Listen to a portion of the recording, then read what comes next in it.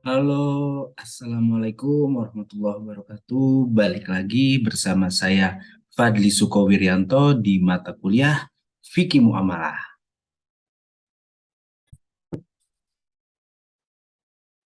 Oke, Alhamdulillah, Alhamdulillahirrahmanirrahim, wabihi nasta'in ala umuri dunia wadin.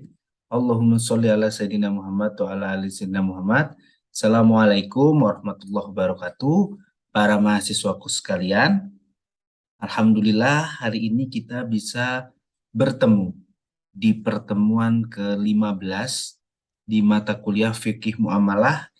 Berarti hari ini kita sampai di pertemuan terakhir.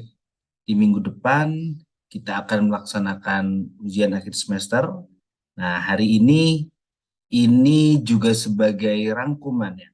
Rangkuman bagaimana nanti kita bisa melihat akad-akad yang kita pelajari di semester ini, di fikih muamalah ini, ada korelasinya, ada implementasinya di pertemuan kita kali ini. Hari ini kita pertemuan ke-15 fikih muamalah dengan judul Tinjauan Fikih terhadap Model Transaksi Keuangan Kontemporer. Bersama saya, Fadli Sukowiryanto, dosen program studi Ekonomi Syariah, Fakultas Ekonomi dan Bisnis UPN Veteran Jakarta. Jadi di pertemuan kali ini nanti kita akan membahas beberapa transaksi keuangan kontemporer ya. Di antaranya ada dropship, kemudian e-money dan sebagainya. Jadi bagaimana akad-akad yang kita pelajari ya, akad-akad perjanjian yang kita pelajari ini bisa berefek terhadap transaksi keuangan kontemporer. Oke, tanpa berlama-lama lagi, saya lanjutkan, ini profil saya seperti biasa. Ini referensi ya. Dan ekonomi dan keuangan syariah, ini isu-isu kontemporer bisa menjadi referensi kalian ya. Kemudian buku ekosistem industri halal juga bisa karena saya banyak akad-akad. Oke, ini referensi tambahan ada tulisan saya di jurnal di tahun 2018. Ini terkait intensi kepemilikan kartu kredit syariah. Jadi transaksi keuangan kontemporer salah satunya kartu kredit syariah ini sudah pernah saya teliti ya. Oke, tujuan mata kuliah kita hari ini, jadi mata kuliah kita kali ini di pertemuan ke-15 ya, di mata kuliah fikih muamalah bertujuan untuk apa? Jadi setelah kalian selesai, setelah kalian keluar dari pertemuan ke-15, setelah kalian belajar fikih muamalah ya, umumnya ya, kalian bisa menganalisa model-model transaksi keuangan kontemporer. Ini bisa saja finansial teknologi, e-commerce, e-money, yang berdasarkan prinsip-prinsip syariah ya. Jadi akadnya apa aja sih di dalamnya? Nah, nanti kita akan bahas gitu ya. Karena mata kuliah fikih muamalah ya, satu semester kita belajar fikih muamalah ini ya untuk mengetahui oh akad ini boleh dipakai karena transaksi ini boleh dipakai karena memakai akad ini. Akad ini kan diperbolehkan nah, gitu. Nanti kita akan bahas, oke? Ini outline kita hari ini, kita akan membahas e-commerce dan e-money, batasan syariah terkait transaksi elektronik, akad dalam e-commerce, reselling, dropshipping, ya, akad dalam transaksi uang elektronik. Uang elektronik itu apa saja? Nah, ini salah satunya. Baik para mahasiswaku sekalian, salah satu uang elektronik yang hari ini sering kita pakai adalah electronic money atau uang elektronik. Dalam penyelenggaraan uang elektronik, akad yang terbangun antar penyelenggara uang elektronik dapat menggunakan akad ijaroh. Jadi boleh nggak Pak ini uang elektronik? Ya pasti boleh karena menggunakan apa? Akadnya ijaroh.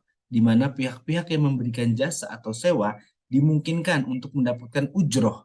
Ya, ijaroh kaitannya dengan ujroh. Gitu ya atas pelayanan jasa atau sewa yang diberikan. Jadi kita misalnya kalau kita tinggal di Jakarta ya, kita mau kemana-mana pakai kita mau naik LRT, MRT, busway gitu atau Jaklingko ya atau ya transportasi umum ya. Ini kita pakai electronic money. Ya. Tadi menggunakan apa akadnya? akadnya ijaroh gitu ya. Kalau terkait e-money, apakah itu e-money ya pasti kita semua sudah tahu ya. Jadi uang elektronik ya sebagai pengganti ya uang tunai ya, yang kita gunakan sehari-hari dalam transaksi antar penerbit. Nah, jadi kalau penyelenggara uang elektronik di sini bank ya dapat menggunakan akad ijaroh penyelenggara uang elektronik dan eh, apa ya dengan kita sebagai pemegang kita tidak bisa menyebut nasabah karena kalau nasabah ini kita punya tabungan di bank tersebut. Sedangkan elektronik money ya belum tentu misalnya kita punya e-money yang dikeluarkan oleh BNI ya tap cash. Kita belum tentu nasabah BNI karena kita membeli elektronik money BNI di misalnya di halte Transjakarta, halte busway, kita kan belum tentu sebagai nasabahnya. Itu. Kemudian dalam transaksi antar penerbit dan pemegang bisa menggunakan akad wadiah. Jadi nitip, jadi kita menitipkan uang kita ya kepada bank. Nah, jadi ada beberapa akad ya, ada ijaroh ya, antara penyelenggara, kemudian antar kita, pemegang kartu dan bank ini ada wadiah, kita nitipin uang kita, uang tunai kita, kita titipkan ke bank, ke penyelenggara gitu ya, dan bisa kita gunakan melalui kartu. Itu terjadi ketika pemegang uang elektronik menyerahkan sejumlah uang pada penerbit dengan maksud menitipkan dan dikonversikan menjadi sebuah nilai uang elektronik senilai uang yang diserahkan. Ya, tadi kita top up 100.000 ya isinya e-money kita 100.000. Nah, yang tidak boleh dalam e-money adalah mengcashkan atau kita menukar ya atau minta kembalian gitu ya dalam bentuk tunai ini nggak boleh gitu. Karena akad yang dibangun di awal adalah elektronik dan dalam pengisian nilai uang elektronik tidak boleh ada tambahan nilai uang yang lebih kecil atau lebih besar tanpa keterangan yang jelas. Kita lihat ya Pak, kan saya ngisi 100.000, harganya 100.000, 11.000, 100.000, ada tambahannya 1.500 Pak ya, 1.500 itu biaya administrasi. Ya, ini keterangannya jelas, yaitu kita kan waktu ya kita nitipin 100.000 kita ke mereka. Apabila ada tambahan maka termasuk dalam riba faudel. Kalau nggak jelas ya tiba-tiba harga 100.000, 100.000 atau isinya kayak kita suka menukar uang gitu ya di pinggir jalan ketika lebaran gitu ya mau lebaran itu namanya riba. Tuh. Kemudian yang terakhir, hubungan antara penerbit dan pedagang dapat diikat menggunakan akad wakalah. Jadi diwakilkan itu ya. Akad wakalah apa? Kita sudah pelajari sebelum UTS kemarin ya di kelas ya. Di beberapa pertemuan yang lalu kita sudah belajar. Nah, di sini saya hanya ingin menekankan bahwa dalam e-money ini ada banyak akad, tapi bukan di satu transaksi ya. Jadi akad kita sebagai pemegang kartu ke bank itu apa akadnya? Akad merchant, ya merchant itu ya tokonya terhadap bank itu apa akadnya? Kita dengan merchant itu akadnya juga apa? Nah ini banyak akad gitu ya berlain-lain. Ada yang wadiah, ada yang wakalah, ada yang ijaroh. Jadi tidak bisa wakalah semua atau tidak bisa wadiah semua. Itu kan karena merchant ya. Merchant ini apa? Merchant ini butuh uang untuk bisnis gitu. Nah, makanya akadnya mungkin diijaroh. Ini wakalah di mana pedagang mewakilkan penerbit dalam proses transaksi dengan pengguna uang elektronik. Ini akad-akad yang terjadi dalam electronic money. Gitu. Kemudian, jika dalam e-commerce, reselling, dan dropshipping, ya, perkembangan arus teknologi mengalami peningkatan yang masif. Kita tahu sekarang sudah 4.0, bahkan mau 5.0 ya. Internet yang pada awalnya digunakan beberapa kalangan cuma untuk transformasi data ilmiah, akademik, searching, browsing, cari-cari jurnal gitu ya kalian ya. Kini telah digunakan di hampir seluruh aspek kehidupan masyarakat. Kita harus menjadi smart student, smart mahasiswa gitu ya. Tugas saya harus menjadi smart dosen gitu ya. Jadi sebagai tenaga pengajar, sebagai mahasiswa yang smart, menggunakan ya memanfaatkan internet ya ini untuk sesuatu yang positif, jangan malah yang ke negatif. Ya kalau negatif apa ya? Misalnya kalian searching apa namanya untuk ngakalin dosen ya, misalnya browsing-browsing jurnal-jurnal terus kalian copy paste itu nggak boleh gitu. Nah, kalau positif apa? Kalau dalam perekonomian, salah satu hal positif yang bisa dilakukan dengan eh, dengan internet ya, ini adalah transaksi keuangan ya. Ini salah satunya transaksi jual beli atau e-commerce ya. Transaksi e-commerce ini banyak kemudahan yang diperoleh kalau kita belanja e-commerce yang besar lah. Misalnya kalian tahu salah satu e-commerce yang berwarna oranye ini kan ya. Ini kita mudah di sana gitu ya. Atau e-commerce lain ada yang warna hijau, ada yang warna biru, ini kita jadi mudah membeli barang. Bahkan sekarang media sosial ya, ada TikTok TikTok Shop gitu ya. Ada ya, kalau dulu misalnya masih terjerat di Facebook ya, Facebook gitu kan, Facebook ada di Facebook ini jual beli Facebook itu ada. Nah sekarang ini apa? TikTok jual beli di TikTok itu bisa.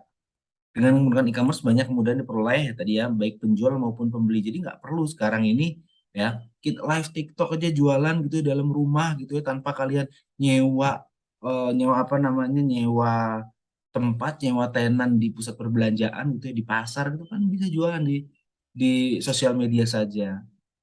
Nah, kemudahan yang ditawarkan bukan berarti tidak menimbulkan masalah, tetapi dengan adanya kemudahan-kemudahan, ini bukan berarti tidak ada masalah, bahkan ada masalah. Nah, e-commerce memiliki kesamaan dengan BU Salam, yaitu mengenai unsur-unsur terjadinya transaksi serta adanya penangguhan barang untuk pembayaran yang telah disegerakan. Itu sudah bayar nih misalnya nih, kok nggak datang-datang kayak gitu. Hanya saja jika pada BU Salam dilakukan pertemuan face to face untuk pelaksanaan sigot, bedanya kalau sekarang kita setuju gitu, tinggal klik gitu kan. Kalau e-commerce kayak gitu. Kalau dulu kan BU Salam nih harus ketemu dulu, oh iya nanti ya. Nah, gitu. Berbeda halnya dengan e-commerce yang melakukan komunikasi via chatting, e-commerce diperbolehkan dalam Islam dengan catatan, lagi-lagi harus ada catatan yang tidak semua e-commerce diperbolehkan gitu ya. Walaupun al-aslu fil muamalah ya, al-ibahah boleh, tapi kalau mengandung maghrib, riba, goror dan maisir ya, kemudian ya yang lainnya lah, yang mengandung sesuatu yang tidak diperbolehkan oleh syariat, maka haram, transaksinya batal. Oleh karena itu, jika dihubungkan dengan sistem pembayaran pada e-commerce, maka dianjurkan tidak menggunakan kartu kredit. Guna apa? Menghindari terjadinya riba. Jadi dianjurkannya ketika kita mau beli ya nggak usah pakai, mohon maaf, Shopee Pay Later gitu ya, Traveloka Pay Later gitu yang bisa pergi gunakan terus bayarnya belakangan. Nah di situ biasanya rawan terjadinya apa? Terjadinya riba. Itu ya, kita harus cermat-cermat dalam memilih. Oke, jual beli dengan sistem selanjutnya dropshipping. Dropshipping ini memungkinkan untuk dilakukan sesuai syariat dengan memenuhi kriteria-kriteria yang ada. Jual beli dropshipping diperbolehkan dalam Islam dengan menggunakan akad salam, ya, pesanan tadi ya, BU salam gitu ya. Kita pre-order lah ya. Ya dengan syarat terhindar dari ketidakjelasan. Jadi benar barangnya. Harus syarat dan ketentuannya harus benar, baik barang maupun proses transaksinya. Akad salam tidak serta-merta menjadi keabsahan akad dalam transaksi jual beli sistem dropshipping. Dalam jual beli terdapat rukun dan syaratnya, walaupun boleh, tapi ada rukun syaratnya juga harus diturutin. Kalau rukun dan syaratnya tidak diturutin, ya makanya nggak bisa. Itu. Oleh karena itu, agar jual beli tersebut dapat dikatakan sah, maka harus memperhatikan ketentuan-ketentuan dalam jual beli. Salah satunya nggak boleh ada goror, jadi nggak boleh nggak jelas, harus jelas gitu ya. Fatwa DSN MUI menetapkan aturan tentang jual beli salam, tentang ketentuan pembayaran, ketentuan barang, ketentuan tentang salam paralel, tentang penyerahan barang, ini semua sudah diatur ya dalam DSN MUI dalam fatwanya, dan ketentuan tentang pembatalan kontrak. Jadi bisa ketika kita pre-order gitu ya, misalnya habis itu belum kita ingin batalkan kontraknya, bisa, tapi kan ketentuan-ketentuannya harus diikuti. Bagi pelaku usaha dengan sistem dropshipping, agar memperhatikan setiap ketentuan syarat dan rukun dalam akad jual beli yang dipakai agar transaksi dilakukan sah secara syariat dan hukum. Nah, kita coba sedikit bedah ya terkait dropship ya. Dropship ini adalah suatu metode dalam dunia bisnis online. Oke, online dropshipper menawarkan barang dengan gambar. Kita kasih nih misalnya ya barang lah dengan gambar, atau web pada konsumen dengan sistem tanpa menstok barang itu, dan tanpa modal sedikit pun. Nggak punya barang, dia nggak punya modal gitu ya, ini di kasih fotonya aja lah. Nah, ya ini dalam dropshipping nih ada beberapa istilah-istilah yang kalian harus tahu ya. Mungkin di sini beberapa teman-teman belum tahu sih apa itu dropship. Ya, ini adalah apa namanya, istilah-istilahnya. Yang pertama dropshipper. orang yang melakukan sistem dropshipping atau penjual atau pengecernya itu namanya dropshipper. Dan buyer pembelinya, konsumen yang beli barang. Kemudian supplier tuh utama gitu ya, grosir atau kontributor memiliki barang, yang punya barang itu namanya supplier. Beda dengan pre-order ya. Itu kalau pre-order emang barang dia yang bikin gitu ya. Kalau ini enggak itu biasanya ya. Emang dia cuma naruh jadi orang ketiga lah gitu. Kemudian samsaroh. Nah, ini akad-akadnya ada samsaroh. Samsaroh ini perantara perdagangan. Orang yang menjualkan barang atau orang yang mencari pembeli. Kemudian ada wakalah. Ya, wakalah ini akadnya menyerahkan hak dan kewajiban pada supplier kepada seorang untuk melakukan jual beli. Yang terakhir dari seller, orang yang menjualkan barang supplier atau kontributor, tapi ia menyetok barangnya sendiri. Tapi dia nyetok. Dengan dropshipper ini tidak nyetok biasanya. Oke, ini mekanismenya. Oke, di sini kelihatan ya, semoga kelihatan. Oke, mekanisme sistem dropshipping. Nah, ini pembeli barang, transfer. Nah, pembeli barang, ini mekanismenya. Online shop, kemudian dropshipper minta gambar produk, tadi saya bilang minta produk kepada buyer. Intinya mekanismenya gini, kita bisa lihat ya. Pertama, membeli barang dan transfer pada Anda sejumlah uang. Kemudian kita sebagai dropshipper itu ya, pesan kepada orang ketiga, penjual aslinya. Kan seharusnya bisa langsung ya, dari sini ini langsung ke sini gitu ya. Tapi ini melalui orang kedua, dropshipper. Tuh. Kepada kami transfer juga uang pembeli, kemudian orangnya tadi apa ya, mengirimkan langsung ke pembeli itu. Nah, jasa di sini ini bisa ya ada, tapi ada beberapa orang yang berbicara dropshipper ini nggak ngapa-ngapain. Nah, dia kan sudah berusaha. Itu boleh nggak? Ya, kita lihat nanti hukumnya bagaimana. Gitu ya. Oke. Sebagaimana jual beli, rukun dropship, ini rukun dropship ya. Yang pertama ada ijab kabul. Oke. Kemudian ada orang yang berakad, ya, akidah ini orang-orang yang berakad ya. Sorry. Kemudian ada tempat ijab kabul. Itu ada tempatnya, ada barang yang diakadkan. Nah, kelebihan dropshipper ini nggak perlu modal yang banyak. Nah, dia cuma menghubungkan pembeli ya, dan juga ya, orang yang mau beli itu ya, pembeli dan penjual itu tidak perlu bingung melakukan simpan stok, packing dan kirim barang. Jadi dari orang lain gitu ya. Bisa dengan sistem dropship dapat dilakukan di mana saja, yang penting ada koneksi internet. Jadi bisa di mana saja, kan di rumah sambil tiduran rebahan gitu ya, ini bisa. Asal ada koneksi internet. Tidak memakan banyak biaya untuk menyewa tempat jualan. Ya tadi saya bilang, jadi nggak perlu tempat repot gitu ya untuk menyewa tempat jualan. Nah, dia ada. Gitu. Nah, tapi ada kekurangan di sistem dropshipping ini. Seseorang dropshipper tidak mengetahui persediaan barang yang ada. Nah, di sini kadang-kadang terjadi goror gitu ya. Gorornya apa ya? Dia nggak tahu persediaan barang ada atau nggak ada. Saya mesen nih, saya mau beli mesen gitu kan. Nah, tapi dia nggak tahu nih ada atau enggak. Kemudian tidak punya kendali penuh. Ya dia, karena bukan dia yang membuat itu ya, dia nggak punya kendali penuh terhadap stok barang. Karena seorang buyer tidak mengetahui produk dan kondisi sebenarnya. Yang ketiga, diskon akan didapat lebih sedikit daripada reseller yang menyetok. Gitu ya.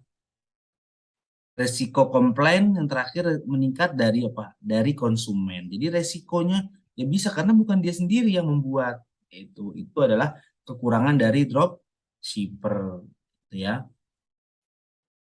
Oke, baik para mahasiswaku sekalian, setelah tadi kita membahas terkait dropshipper ya, dropshipping gitu ya. Jadi intinya dropshipping itu ya punya kelebihan dan kekurangan. Nggak boleh kalau goror gitu ya.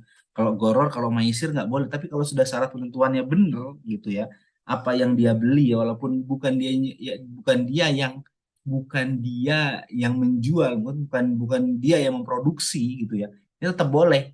Karena apa? Ada wakalah di sana, tadi ada akadnya apa? Akadnya wakalah, diwakilkan oleh si dropship. Oke, selanjutnya kita akan membahas terkait dengan e-commerce. Ya, tadi sudah sedikit saya bahas di awal terkait e-commerce. Ya, e-commerce secara umum dapat diartikan sebagai proses transaksi jual beli secara elektronik melalui media internet. Menurut Mariza Arifina dan Robert Marpaung, e-commerce atau yang diberikan e-com yang diartikan sebagai suatu cara belanja, ya, cara belanja atau berdagang secara online atau direct selling yang memanfaatkan fasilitas internet di mana terdapat website dan dapat menjadikan layanan get and deliver. Ini website banyak ya. David Boom, e-commerce adalah is a dynamic set of technologies, applications, and business process that link enterprise, consumers, and community through electronic transaction and electronic exchange of goods, service, and information.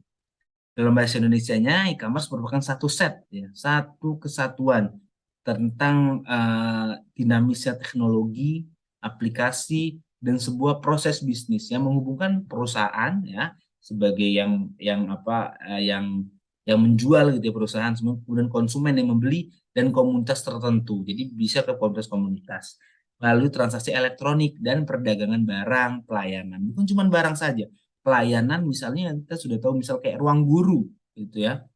Ruang guru ini juga termasuk e-commerce gitu ya, menjual jasa dan informasi yang dilakukan secara elektronik gitu. Oke. Nah, intinya saya di sini beberapa ya Robert Kirk, Ben Garner juga hampir sama ya. Intinya e-commerce itu bisa diartikan, saya mengambil dari Munir Fuadi, dapat diartikan sebagai suatu proses berbisnis dengan memakai teknologi elektronik yang menghubungkan antara perusahaan, konsumen, dan masyarakat dalam bentuk transaksi elektronik dan pertukaran atau penjualan barang, servis, dan informasi secara elektronik. Ini intinya dari e-commerce gitu ya. Jadi apa sih bisa dijual itu melalui media? Tuh. Jadi ada beberapa faktor-faktor ya yang mendukung e-commerce itu dapat berjalan. Gitu ya. Akadnya kalau kita nanti ngomongin akadnya apa nanti mungkin kita bahas di pertengahan atau akhir ya. Ini ada faktor-faktor dulu yang mendukung e-commerce. Pertama, cakupan yang luas. Gitu ya. Jadi enak kalau kita berbelanja gitu ya di e-commerce ya luas kan, mau nyari apa aja tinggal klik, tinggal cari gitu. Yang penting internetnya ada. Proses transaksinya cepat. Nah, iya dikirim bisa same day gitu ya. Kalau kita ngelihat Gojek atau Grab gitu ya, bisa hari itu datang, kita butuh sore nih, pagi bisa dikirim barangnya. Kemudian e-commerce dapat mendorong kreativitas dari pihak penjual secara cepat dan tepat dan pendistribusian informasi yang sampai yang berlangsung secara periodik. Ya, jadi ini bisa memancing juga ya kreativitas dari penjualnya. Jadi kita UMKM-nya tadi atau perusahaannya tadi bisa ekonominya kreatif gitu ya. Dan e-commerce dapat menciptakan efisiensi yang tinggi, murah, serta yang efektif. Ya pasti sangat efisien karena tidak perlu tadi saya menyewa ruangan atau menyewa pasar gitu ya.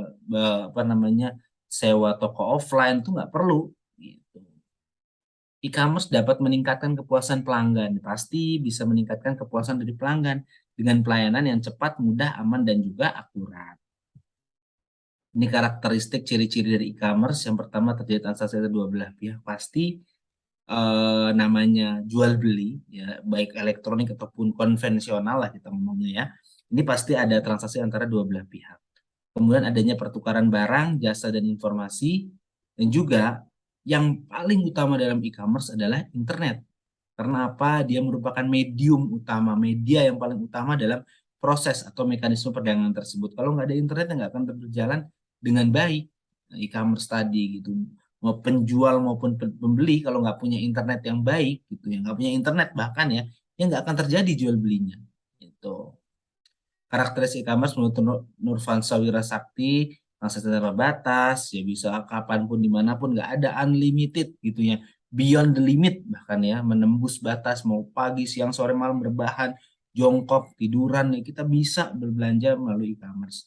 Transaksinya anonim, ya tidak diketahui gitu ya. Produk digital dan non digital, produk barang tak berwujud. Oke, ini ada beberapa jenis-jenis dari transaksi e-commerce yang ada sampai saat ini. Yang pertama B2B, B2B, business to business, kemudian business to consumer, consumer to consumer, consumer to business, non-business electronic commerce, intra-business atau organizational electronic commerce. Ini jenis-jenis e-commerce yang kita tahu sekarang yang sedang beredar sekarang. Mungkin nggak Pak ditambahkan lagi besok-besok, mungkin ditemukan lagi apa gitu ya terkait jenis-jenis e-commerce, ini memungkinkan ditambah. Oke, baiklah. teman-teman sekalian, para mahasiswa, ya.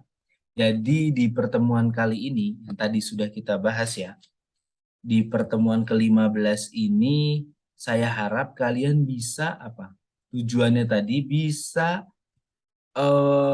menganalisa ya, nih ya, menganalisa model transaksi keuangan terkait finansial teknologi, e-commerce dan e-money. Ini gimana sih hukumnya? Ya, apa saja sih yang dipakai akad-akadnya? Nah, dari sini tadi kita sudah bisa melihat ya, fintech ada beberapa yang ijaroh, wakalah, wadiah, dan e-money juga wadiah, ada beberapa e-commerce tadi juga wakalah dipakai. Jadi apa? Terkait hal-hal transaksi keuangan kontemporer ini banyak yang sudah diperbolehkan, tapi ada beberapa juga yang tidak diperbolehkan. Kenapa? Karena mengandung maghrib, maisir, goror, dan riba. Intinya itu, kalau muamalah, dalam bermuamalah ya, karena mata kuliah kita satu semester ini fikih muamalah, karena kalau dalam bermuamalah, dalam berhubungan, bertransaksi ekonomi, jika belum ada dalilnya, ya, ini beda ya dengan ibadah. Kalau bermuamalah, kalau belum ada dalilnya, dilakukan saja sampai ada dalil yang mengharamkannya baru di stop. Tapi kalau ibadah, kalau nggak ada dalil yang kalau ibadah kalau belum ada dalil yang ada nggak boleh dilakuin gitu karena ibadah dengan muamalah ini beda gitu. Baiklah para mahasiswaku sekalian, kita sudah berbicara banyak di satu semester ini terkait dengan fikih muamalah ya. Semoga apa yang kita pelajari di mata kuliah ini ya, ini bisa mengantarkan kalian jadi pikiran kalian lebih terbuka lagi terkait akad-akad yang sudah kita pelajari dari awal sampai di pertemuan ke 8 9 ya untuk akadnya ya. Di pertemuan ke-7, 7 atau 8 itu kita belajar tentang akad. Kemudian setelah UTS kita belajar bagaimana implementasinya di IKNB, kemudian di Ziswaf, kemudian di e-commerce ya, di fintech ini bagaimana akad-akad itu bisa masuk. Kenapa akad-akad itu bisa masuk ya? Karena tadi ya, karena dalam bermuamalah ya, pastinya dalam berhubungan dan bertransaksi ekonomi ini semuanya boleh selama sebelum ada dalil yang mengharamkannya. Oke, wallahu alam bisawab. Terima kasih para mahasiswaku sekalian atas perhatiannya di semester ini. Semoga kalian lancar menjalankan UASnya nanti di minggu depan di pertemuan ke-16 ya. Terima kasih sekali lagi. Semoga sukses. Salam sehat. Wassalamualaikum warahmatullahi wabarakatuh.